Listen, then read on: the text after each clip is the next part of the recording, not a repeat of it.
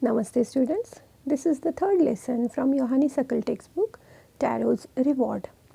This is a story about a thoughtful and loving son, Taro. He works hard to fulfill his parents' wishes and gets some unexpected help. Let us see what was that help. Taro's Reward. A young woodcutter named Taro lived with his mother and father on a lonely hillside. All day long he chopped wood in the forest. Though he worked very hard, he earned very little money. This made him sad, for he was a thoughtful son and wanted to give his old parents everything they needed. One evening, when Taro and his parents were sitting in a corner of their hut, a strong wind began to blow. It whistled through the cracks of the hut, and everyone felt very cold. Suddenly, Taro's father said, "I wish I had a cup of sake. It would warm me and do my old heart good." This made Taro sadder than ever, for the heart-warming drink called sake was very expensive. How do I earn more money? He asked himself. How do I get a little sake for my poor old father? He decided to work harder than before. Next morning, Taro jumped out of bed earlier than usual and made his way to the forest. He chopped and cut as the sun climbed, and soon he was so warm that he had to take off his jacket. His mouth was dry and his face was wet with sweat. My poor old father, he thought, if only he was as warm as I. And with that, he began to chop even faster, thinking of the extra money he must earn to buy the sake to warm the old man's bones.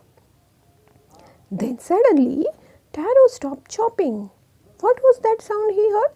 Could it possibly be rushing sound? Taro could not remember even seeing or hearing a rushing stream in that part of the forest. He was thirsty. The axe dropped out of his hands and he ran in the direction of the sound. Taro saw a beautiful little waterfall hidden behind a rock. Kneeling at a place where the water flowed quietly, he cupped a little in his hands and put it to his lips. Was it water or was it sake?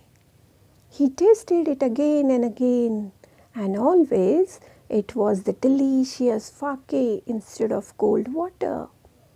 Taro quickly filled the pitcher he had with him and hurried home. The old man was delighted with the sake.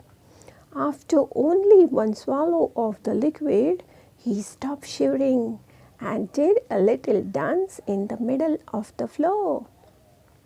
That afternoon, a neighbor stopped by for a visit. Taro's father politely offered her a cup of sake. The lady drank it greedily and thanked the old man. Then Taro told her the story of the magic waterfall. Thanking them for the delicious drink, she left in a hurry.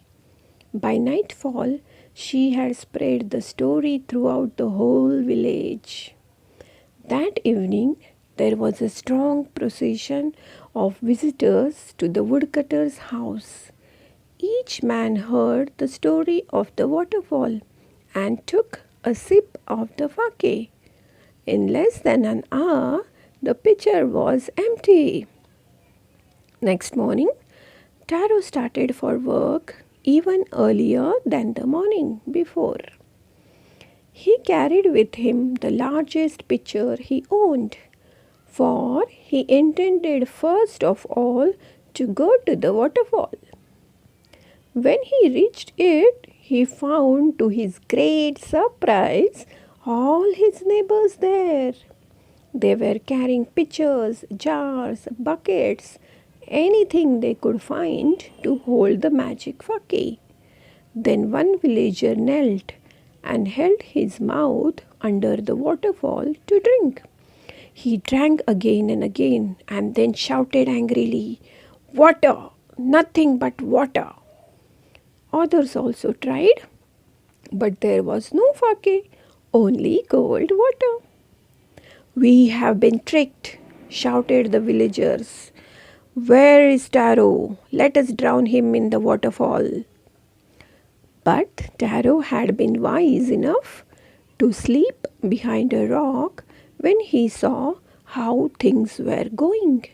He was nowhere to be found. Muttering their anger and disappointment, the villagers left the place one by one. Taro came out from his hiding place. Was it true? He wondered. Was the Faki a dream? Once more he caught a little liquid in his hand and put it to his lips. It was the same fine Faki. To the thoughtful son, the magic waterfall gave the delicious Faki. To everyone else, it gave only cold water. The story of Taro and his magic waterfall reached the Emperor of Japan. He sent for the young woodcutter and rewarded him with 20 pieces of gold for having been so good and kind. Then he named the most beautiful fountain in the city after Taro. This, said the emperor, was to encourage all children to honor and obey their parents. My dear students, I hope you understood the importance of to be obedient, thoughtful, compassionate, and considerate about your elders.